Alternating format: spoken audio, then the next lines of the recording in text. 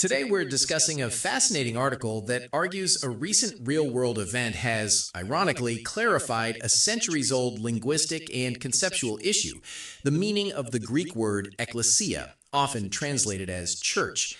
The author contends that the Minnesota church disruption moment in particular reenacted the very issue Acts 19 exposes. Eloise, what exactly does the article mean by ekklesia being demonstrated in real time in Acts 19? The article highlights that in Acts 19, Luke does something rare and extremely valuable. He shows ekklesia in action, not as a theological abstraction, but as a public gathering, both lawful and unlawful. It begins by describing Demetrius, a silversmith, calling together craftsmen whose livelihoods depended on making idols. Even before Luke uses the word ekklesia, the function of an assembly is already present. People are called together for a specific purpose in response to a shared concern. This is presented as the raw idea of an assembly. So it starts as a private assembly of craftsmen, but then it escalates. The article describes this progression from a private assembly to a public riot.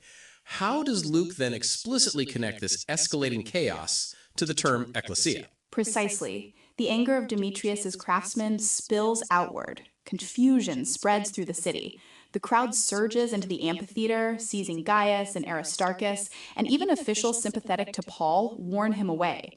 The crucial point the article makes is that Luke explicitly calls this chaotic pagan crowd an ekklesia. This is significant because the same Greek word used everywhere else for Christian gatherings is used here for a pagan, chaotic, angry crowd. The article argues this alone challenges the idea that ekklesia means a religious institution, a sacred organization, or a perpetual entity that exists whether gathered or not. That's a powerful point, using the term for a pagan riot. Order is eventually restored by the city clerk. What crucial distinction does the clerk make regarding this ekklesia, according to the article? The city clerk restores order and makes a key distinction. He states that legal disputes belong in courts. Civic concerns belong in a lawful assembly, and this particular gathering risks being charged as a riot. The article emphasizes the phrase legal assembly, as Luke is showing that an ekklesia can be lawful or unlawful, orderly or disorderly, legitimate or illegitimate. The word itself, ekklesia, is presented as neutral, its meaning defined by context, not by inherent theological implication. So the term itself is neutral, taking its meaning from the context of the gathering. The article then points to Acts 19:41 as the defining moment, stating, "And when he had thus spoken, he dismissed the assembly." What's the interpretive key here? The article states this is the interpretive key because it demonstrates that the ekklesia exists only while assembled. Once dismissed, it no longer exists as an ekklesia. Nothing mystical remains behind.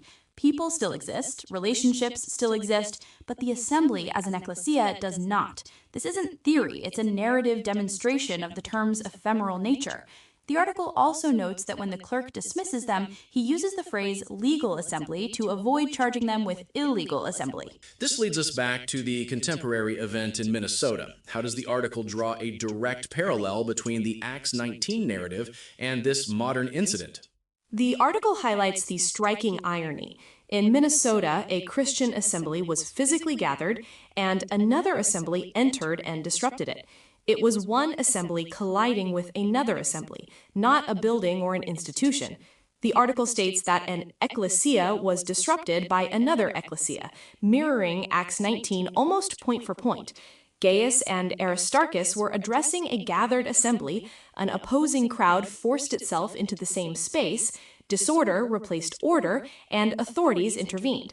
The parallels are presented as both striking and instructional. Given all this, the article takes a critical look at the translation of ekklesia as church. Why does it argue that church fails, and how does Acts 19 expose this? The article argues that if the KJV translators had used church in Acts 19, it would have caused immediate confusion.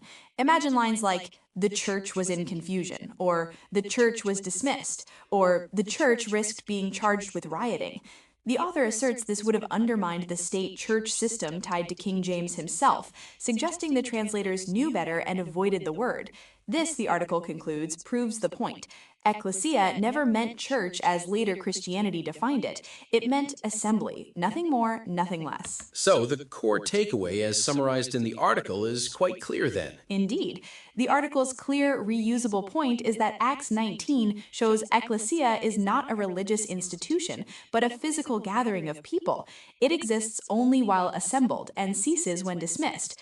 The modern Minnesota incident, it suggests, unintentionally reenacted this truth, as one gathered assembly disrupted another, just as in Ephesus. The irony is that contemporary events have clarified what centuries of tradition have obscured.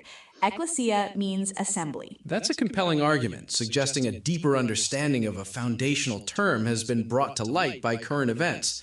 Thank you, Eloise, for walking us through this insightful article on the meaning of ecclesia as demonstrated in Acts 19 and clarified by the Minnesota incident.